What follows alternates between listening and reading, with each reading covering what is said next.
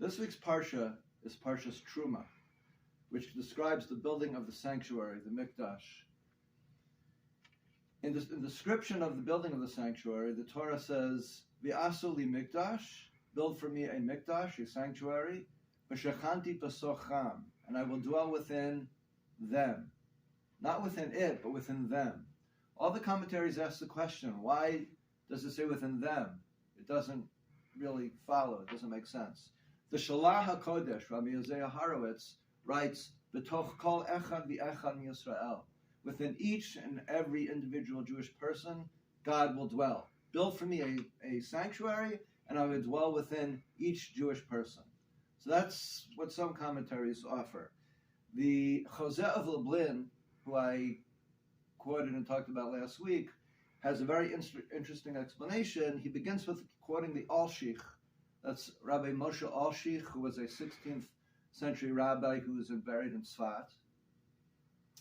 And the Alshich explains that each and every Jew will become a fitting vessel, like a chariot almost, to God, for the indwelling of God.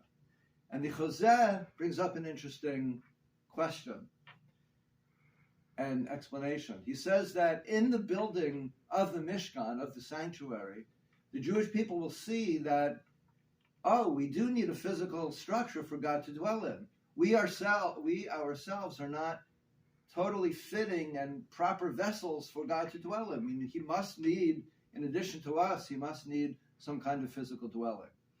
This realization itself will cause a feeling of humility to overcome each person when they realize that. And that humility is what allows God to fully dwell within each individual Jewish person. So it's kind of paradoxical. They're not fitting for a total indwelling of godliness, but once they achieve this profound level of humility, they are fitting vessels for this indwelling. So the previous Lubavitcher Rebbe, the Rebbe Rayatz, explains that every Jewish person has a spiritual sanctuary in their heart. And he says that no matter what state or condition a Jewish person finds himself in, that essential point of connection, that essential focus of godliness remains pure and intact. It's called the Nekuda Ayadut, the Jewish center, or the Pintele Id in Yiddish, the essence of godliness found within the Jewish heart. And that remains pure and untouched no matter what state a person is in.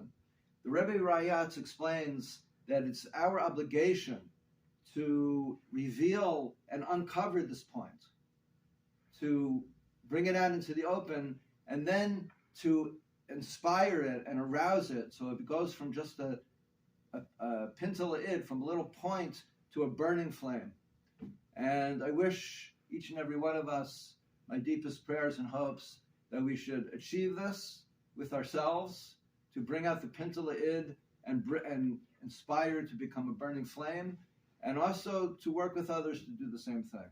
And I wish everybody a wonderful Shabbos as Shabbos approaches, and a happy month of Adar. Thank you.